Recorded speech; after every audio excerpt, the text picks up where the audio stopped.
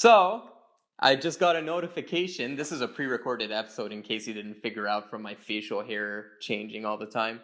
But I just got a notification that someone called the Cannabis Critics subscribed to my channel. So, thank you, Cannabis Critic. And I hope you enjoy the material here. What the fuck? I have my Cuties notes up. I'm not reviewing Cuties again. I'm giving that movie enough of my time. Return of the Living Dead. Tentpole classic zombie movie here. Backstory behind this. So we all know Romero as the mastermind behind the zombie movie. But there's another guy responsible for that. And his name is John Russo. Not to be mixed up with Joe Russo or Anthony Russo, who directed Avengers. One of them, all of them, I don't know. This is a different Russo. So this guy was collaborated a lot with Romero to make Night of the Living Dead. I don't know if this is fact, but they probably had some creative differences along the way because the tone of this movie is so radically different from Dawn of the Dead. Dawn of the Dead had some comedic moments for sure, but it was overall a more serious film, a more optimistic film. This one goes for flat out slapstick comedy. That's interesting, and I'm guessing that's what caused them to part ways. From what I heard, this director or this series of the Dead franchise got the right to call it Of the Living Dead, while Romero was not allowed to use the term Living Dead. I don't know, it's some complicated legal issue going on there. But yeah, this is the only film series I can think of that simultaneously branched into two different series. Usually they'll do a series, fuck up, reboot. Oh, let's ignore the other sequels. It's a sequel to the original one. This one had just two simultaneous paths going on. Trying to keep track of what's a sequel to what is very confusing in the Living Dead series. You have the Italian Zombie 2, which is a sequel to Dawn of the Dead, which is a sequel to Night of the Living Dead. And Night of the Living Dead has a sequel called Return of the Living Dead. And then there's Return of the Living Dead 2 and 3, and those are not related to Dawn of the Dead. It gets a little confusing after a while. But yeah, ultimately, you don't have to watch Night of the Living Dead to watch Return of the Living Dead. Dawn of the Dead stands well on its own. Zombie 2 stands well on its own. So just watch whatever the fuck you want to watch. But what is Return of the Living Dead about? Basically, the movie opens up with this great meta scene about characters talking about the movie Night of the Living Dead. Did you see that movie, Night of the Living Dead? Yeah. That's the one where the corpses start eating the people, right? Sure. What about it? So it kind of pulls a Human Centipede too.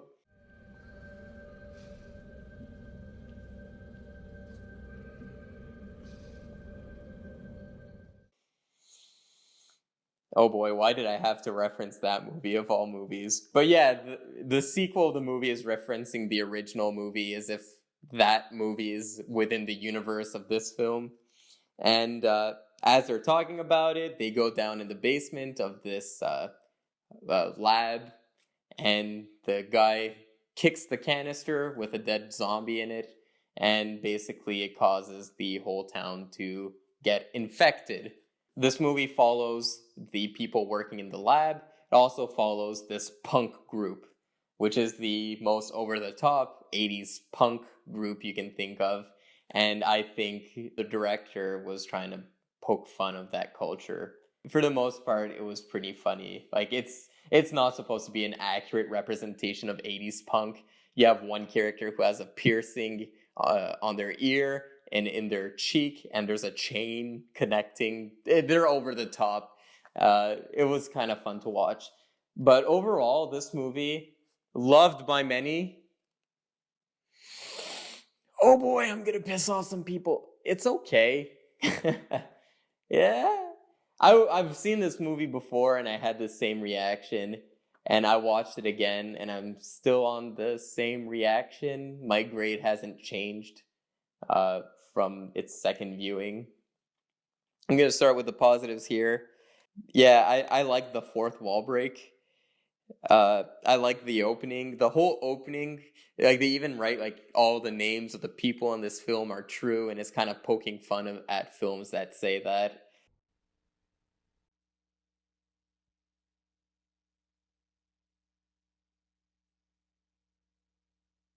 The whole opening of the film is really good up until where we see the opening credits, and that music is really iconic too.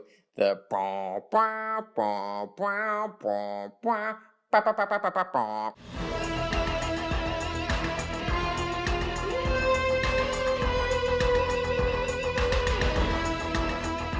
the zombie effects in this movie, they're campy, but they work really well. The main zombie that's on the poster of this film, the one that's most known for being in this movie, kind of looks like a skeleton man.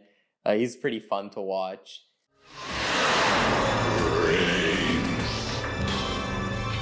This movie portrays zombies as more like skeleton creatures, I've noticed, while Dawn of the Dead, it's more like humans whose flesh is starting to decompose. I think it's because the movie didn't want to get too gross. It would have conflicted with that comedic tone the movie is going for. I think this is a good zombie movie for kids, which is funny because I don't think the movie is appropriate for kids because of that iconic dancing scene. But remove that scene from the movie. It's a very comedic, very light, but it does have some slight frightening moments. And it's a good segue horror movie for kids to get into the zombie genre. It's full of 80s camp as well, so the grown-ups can enjoy that. Yeah, that naked dancing scene kind of just comes out of nowhere. Because the tone of the film, it felt very goosebumpsy. And then, like, there's the girl dancing naked in the cemetery. I'm not one. I love nudity in film, obviously. I'm a gross, perverted man in his fucking garage. However, if you remove that scene from the movie, I feel like the movie would have been better because it would have targeted a specific audience better. That might just be me. The movie had a very goosebumpsy vibe, but then had that naked dance scene in it. There's some great lines in this movie. I like the part where the man knocks on the door. They're like crazy people. And he answers the door and he's like, "Who are you? Are you on PCP? Are you crazy? Are you on PCP? No! That's a good line to me. There's some good gore in this movie. However, the gore is so cartoonish that I think it would be okay to show to...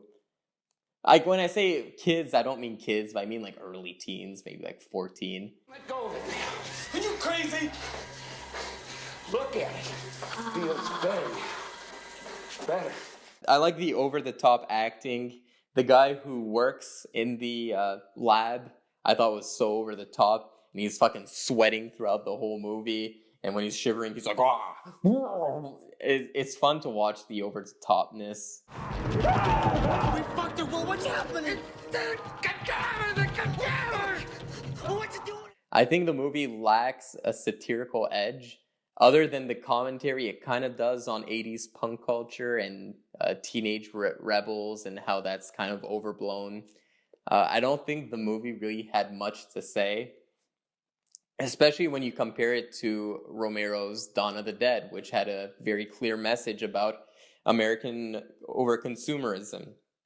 And this one just kind of felt like a very light, comedic zombie movie, which is fun, but it kind of lacked what I usually like in a zombie movie, which is like seeing these scenarios, how these characters are reacting to a certain thing.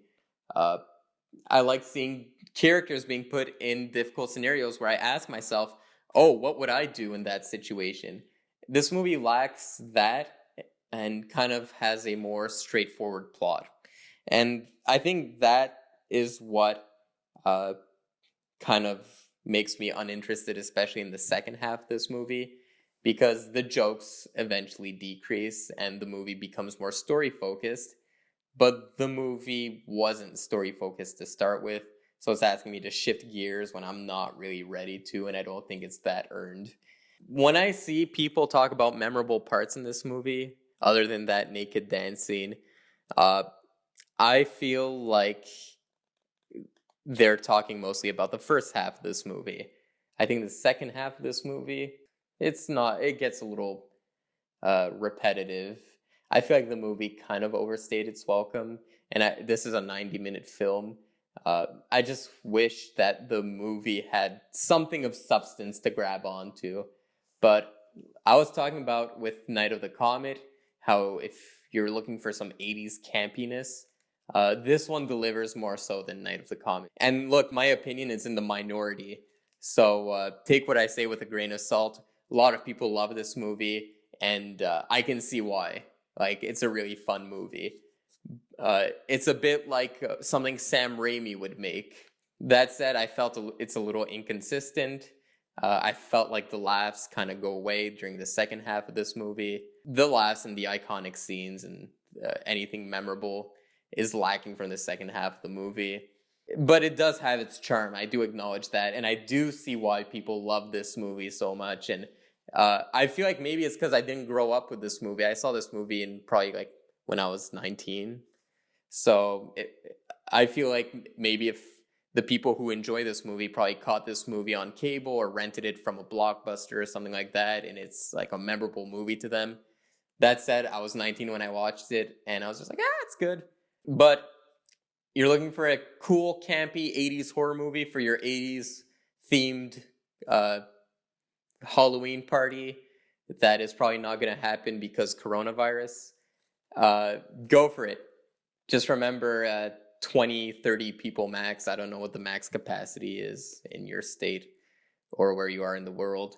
But yeah, I'm in the minority. Don't listen to me. This is a bad review. The fucking critic is telling you don't listen to me. But I wish I loved this movie more than I did because there's a lot of cool elements to it. And overall, I'm giving the movie a 6 out of 10. Favorable review. I just failed to see why people put on that higher echelon of zombie movie. Yeah, sorry, bit of a Debbie Downer today, but hopefully tomorrow's movie I'll love. Schlat!